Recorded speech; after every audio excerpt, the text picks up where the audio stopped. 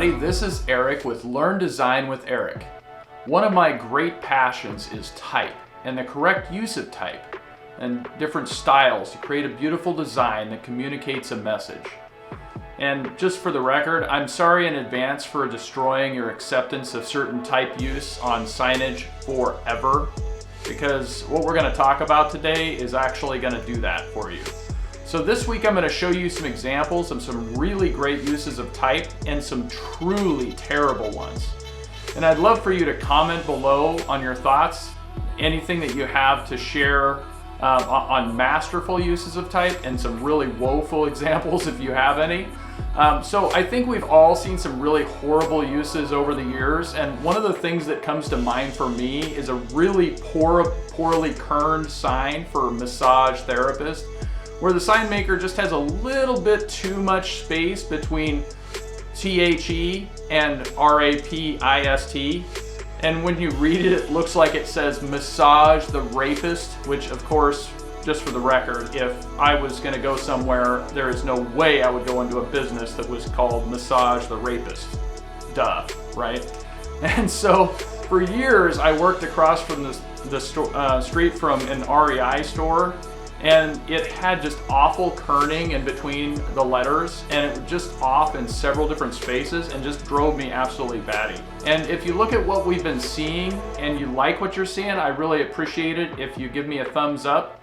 And please leave a comment down below too, so we can engage with one another. And also, if you'd like to connect further, I set up a private Facebook group where we can share ideas and chat in more detail.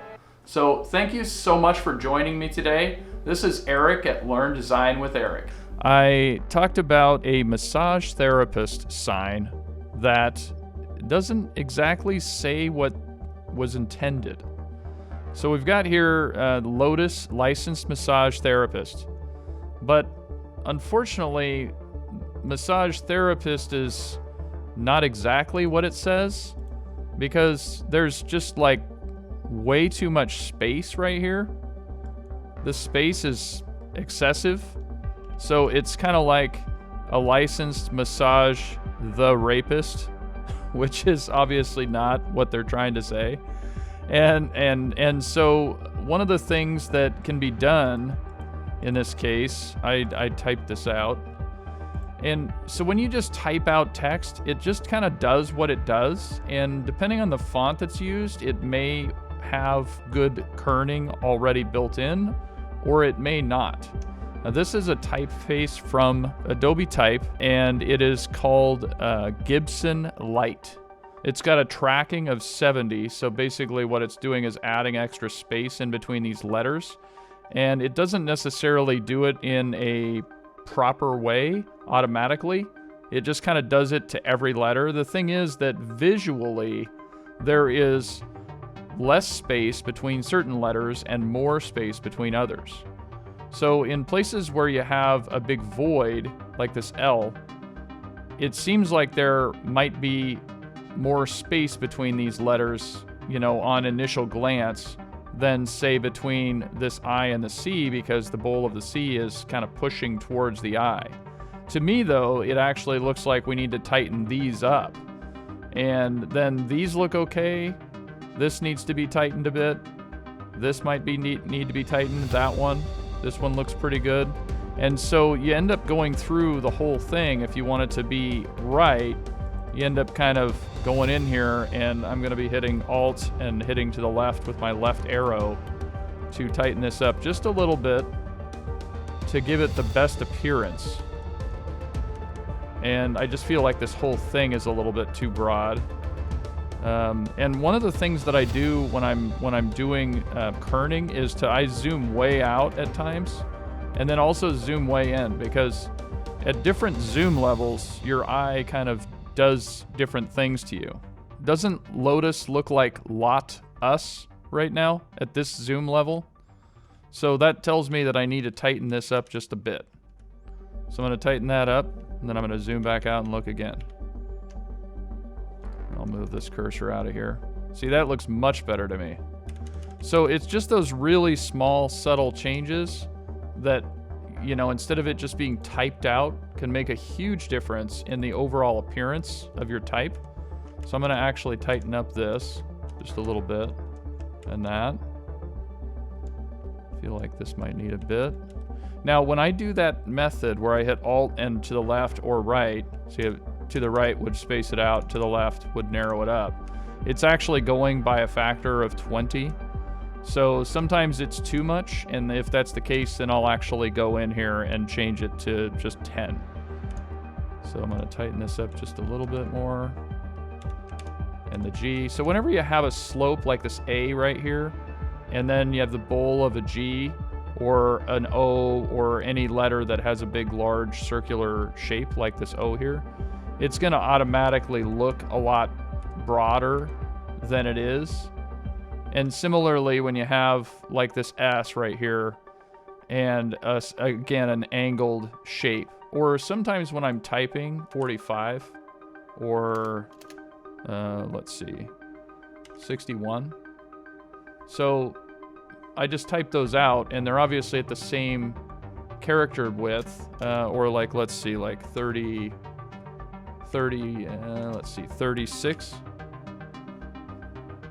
So those all are at the same width, but it seems like these are tighter because these points right here are almost touching, whereas there seems to be more of a gap here and maybe slightly less gap there than there. And so you end up just having to tweak stuff a little bit, or at sometimes when you're doing like a like putting a $ in, right? And superscripting it, like I do a lot of times with different offers that I do. So you've got a superscripted $ here, and then you've got a 4, and you've got this massive void right here. So what I'll do is I'll just tighten that up. And then also note that, here, let me just toss this guideline in here so you can see this a little easier. So note that on the top of this letter, I superscripted this, but it's actually pushing it up above. And so oftentimes you can bring those up with the tools here, or down, depending on what you're trying to do. But I try to like have that lined up so that the top of this $ is lined up with the top of the 4, just it gives it a better appearance. And the same thing can happen also when you're typing phone numbers. Like, let's just pretend for a second that we're doing a 360 area code here. 445 1234. So let's just have a look at the way this type looks when you just type it out. So the 6 and the 0 are really close here. There's this kind of large space here and a large space there. And then also notice how the curvature of these does not match up with the letters or with these other numerals. And so what I'll often do with these is I'll pop them up just a bit to make them line up better and just visually look better. And it's not necessarily an exact science, but it's, again, just kind of trial and error. And again, zoom out, look at it, zoom back in, because it's going to look a lot better than if you just type it out, right?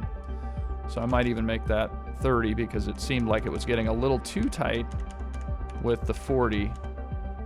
And look at this. See how much space is here versus how much space is right here between this hyphen and the 1. There's a massive space. So I'm going to tighten that up a bit. I'm going to bring that back out and tighten this up. And that. And the 4 looks good. So that's just an example of the way you might kern type to give the right appearance. Give the appearance of if you just typed it out, but you really haven't. It's been adjusted to give a good appearance. And so similarly here with the rapist, let's just tighten up therapist here just a bit. Because when you type out those letters, it automatically makes RA and AP kind of stick together because of the way these are coming out towards each other. And so you're going to need to tighten up this other stuff if you want it to not read wrong. So that is kind of a little quick survey of how I'm going to do a kerning job on, say, a logo like this Lotus licensed massage therapist. But let's talk about some really awful versions, because we already looked at this one. But these are ones that I've seen on the internet before, and you've probably seen them as well. And I'm not going to go ahead and read these, but you can read them in your mind. And so what we've got here is a really bad kerning job where the C's are much too close, or in this case, you know, the C and the K. And so you end up with these extremely bad kern jobs, and then on top of that, you've got this shadow effect that's happening so that it reads really bad, especially for a Lego event, right? I mean, that's not what you're looking for. And then this is a really great one, right? What does that read? That does not read right.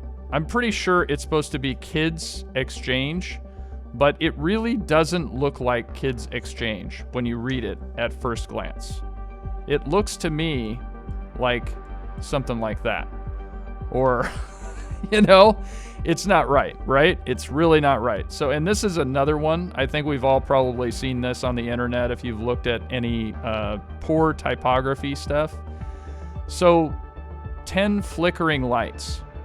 However, if you had just added just the tiniest bit more space between the L and the I there, it would read flickering lights. Whereas right now, it really does not read flickering lights at all. And there's a whole bunch of them. This is from Big Lots. So somebody thought it would be really funny, I guess. Anyway, the Peninsula. It's a 5-star hotel in New York City. And it looks to me like they just literally typed this out, because there's a ton of space right there. There's a ton of space right there. More space there. And then these are pretty good. And then it's a little bit spaced out here, and then this is way too tight. And then look how much space there is between the NE and the EW. Way more space there. And again, way more space here. So it's just really bad. It looks to me like it was fully just typed out. Let's see. This is Trajan Pro. I'm very familiar with this type style. So Trajan Pro regular. Let's just type it out and see if I'm right. So it's all caps. So the Peninsula. Let's just see.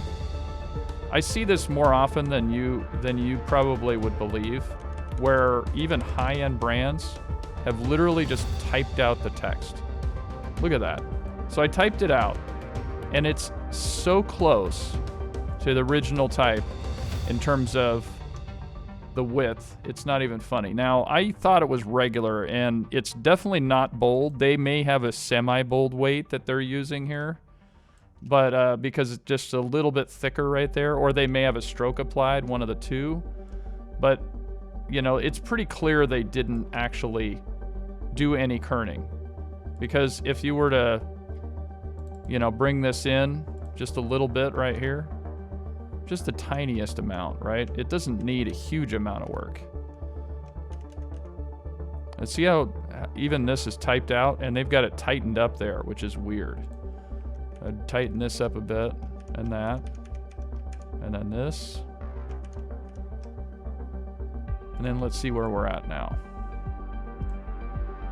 So, and then now, of course, it's too narrow, so then you could make it bigger so that you'd get it closer to where it needs to be. It's not that noticeable. I mean, it's not significant, but it's those little details that make a big difference to the look of type.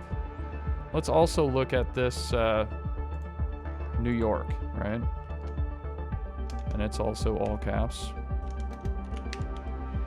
So that's me just typing it out. Of course, they've got a bunch of character spacing that they've added in. So let's go ahead and add that in. I've got it at 60 right now. I'm going to go ahead and take it up to a fair amount. We'll see where they're at. So we're getting pretty close. 530.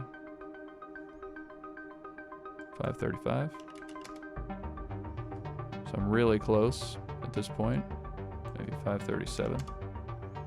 So I just typed that out, and it's obvious that nobody actually took the time to kern that, because I typed it out and then adjusted the character spacing, and boom, it's a perfect match. So that tells you that the Peninsula, New York does not have a professional typographer that's working on their stuff. That's a little sad. Just saying. That's a big hotel. It's got a lot of money. I don't know where this red line is. There it is. So anyway, that's rough. So here's another one that I found that is actually a really nice logo. And let's zoom in on this so you can see it a little bit better. It's a really nice logo, and it's a great looking building. It's a beautiful building for a studio of some sort.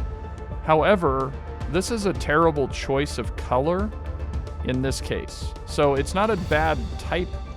They haven't done a bad job with the character spacing. The character spacing actually looks pretty good. You get into a little bit of trouble with these really thin weight letters, but to me it's very readable, except for the fact that this dark gray on this red wall is completely illegible. I mean, you can't see it at all. I've got it zoomed way in. If I was standing 30, 40 feet away from the door, which is probably the minimum distance anybody would be, I could barely read it. And this is in the midday sun, so if there was any shade on this thing, it'd be even worse. So what about if you just literally typed it in white? I mean, boom, look how much that pops out. Now, obviously, it's not the right exact font, and everything else is not perfect. However, it's already about 1 billion times better. I mean, you could stand back 500 feet from this thing and you could see Walnut Grove Studio.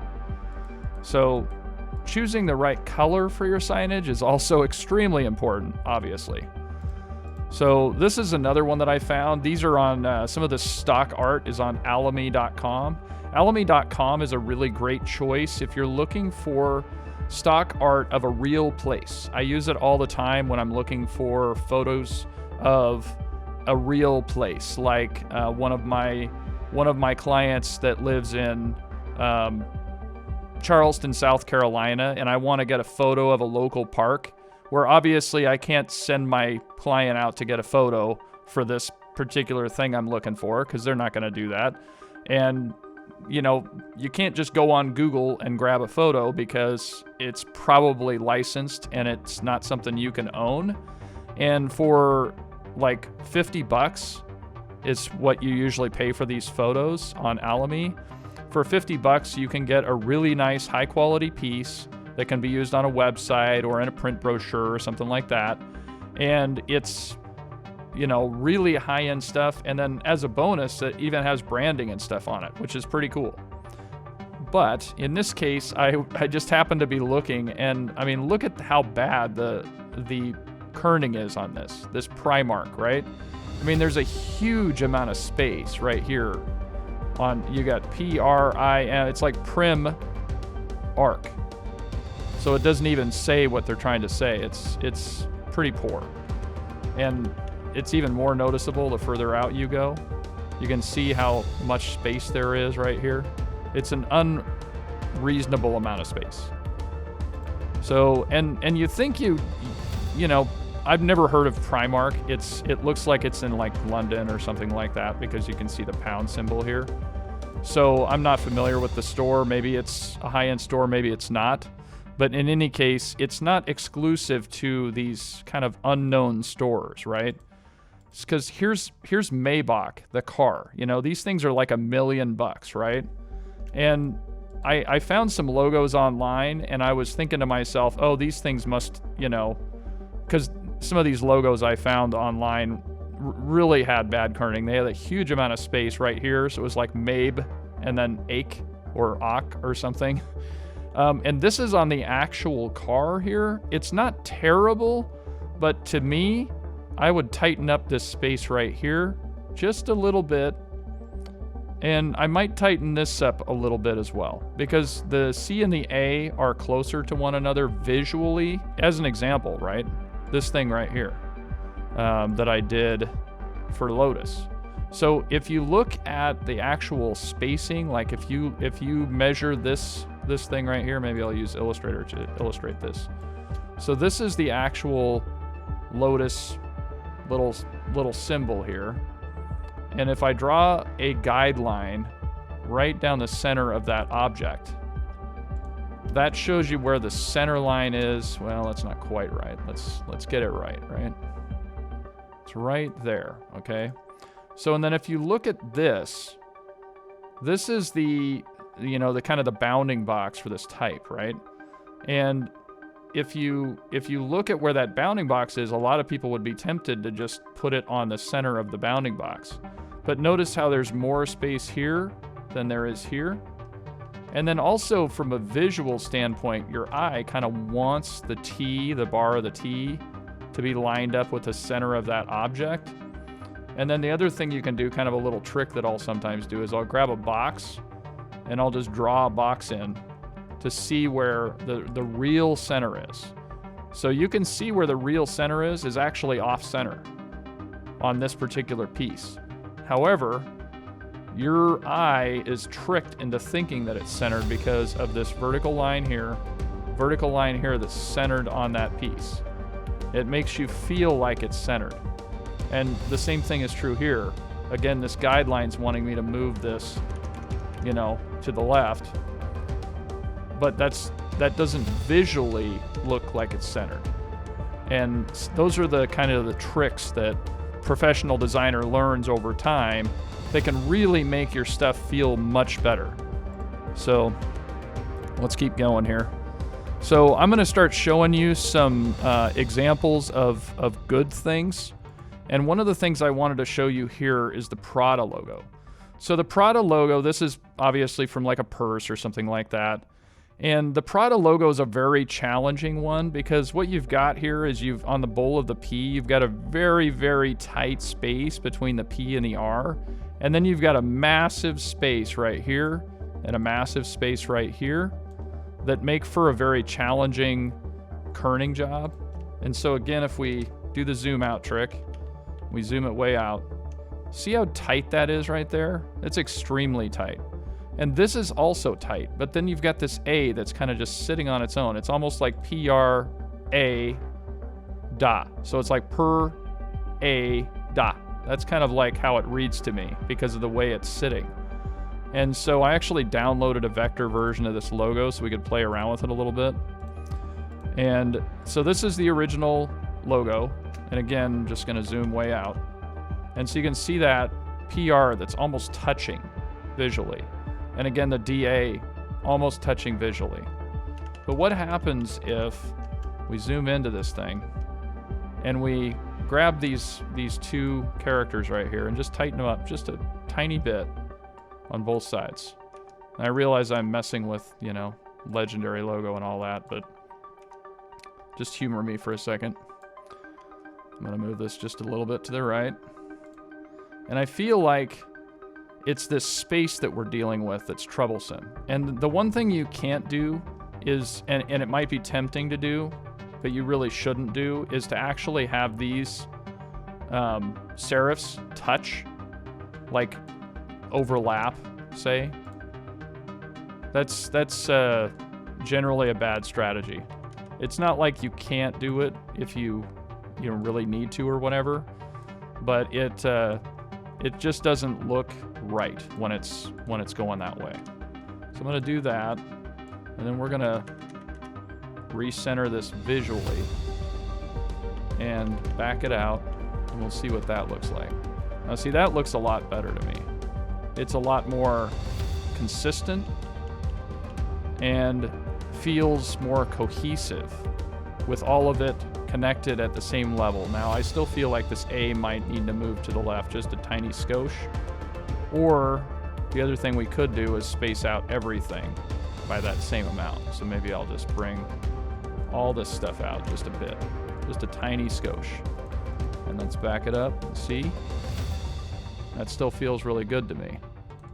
So we've made a small improvement on the Prada logo by just moving the characters around just a tiny bit. Just a little bit. There's a little bit more space here than there is here, but because of the size of these negative spaces being roughly the same, it feels really good. And it looks great at a distance, which would be like what you'd see if you saw the logo extremely small. And it also feels good when it's really big. So I think that's a big improvement. So let's look at some of the kind of the brands of the world, right? So here's Prada again. So Chanel, that's a really, really well-kerned logo. These spaces all feel very similar. And it reads well, and even zoomed way out. See how it seems very cohesive? Gucci has also done a really good job, and Puma is especially good. Actually, Puma and Nike do kind of the same thing. There's equidistant space right here as there is right there. So you've got these really nice vertical lines that kind of divide up the different shapes on this logo. And that gives you a really nice feel, and Nike's done virtually the same thing. This is actually a slightly different logo than I usually see from them. There's usually a little bit more space in here, and it may just be that whoever sampled this may have done something to it, but in essence, you've got these nice little dividing lines.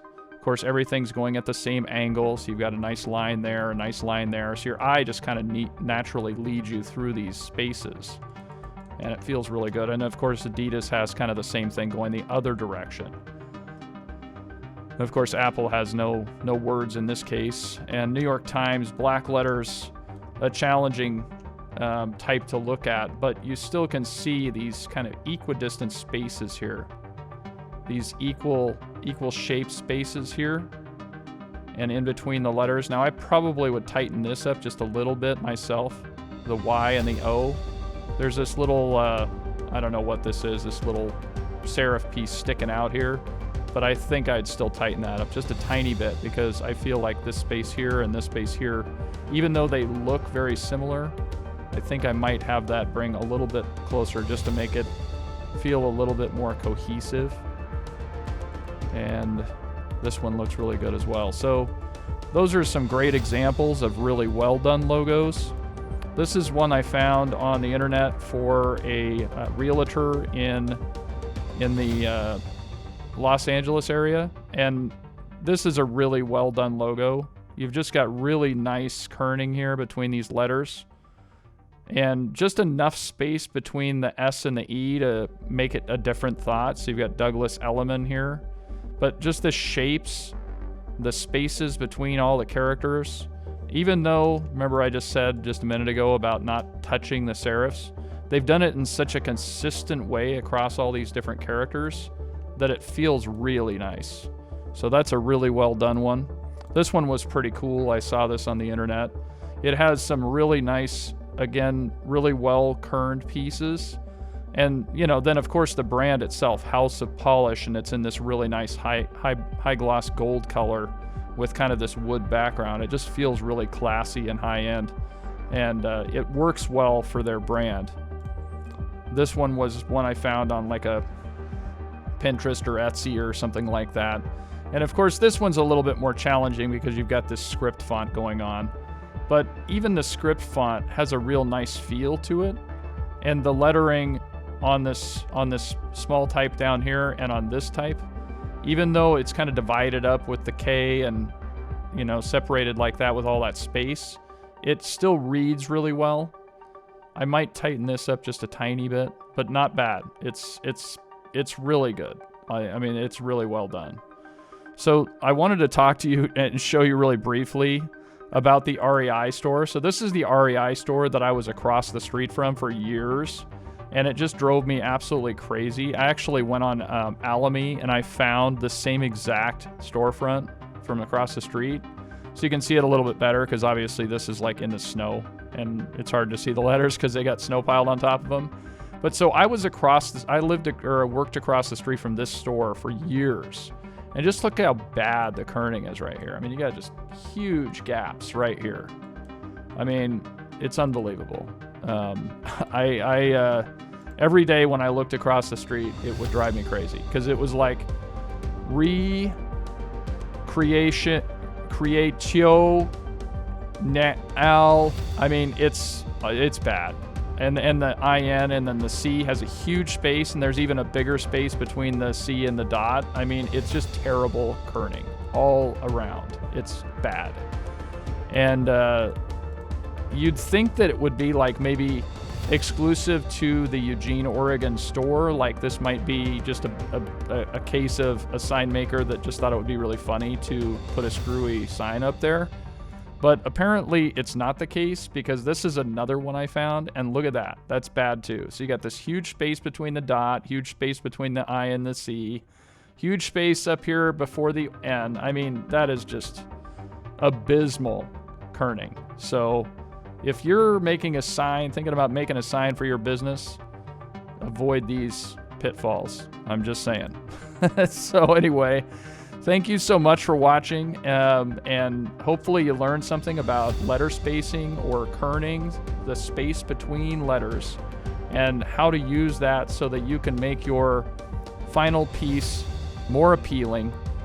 And, you know, you could be more like the Plaza in New York, where you've got really, really nice letter spacing and a very nice feel, or Tiffany and Company.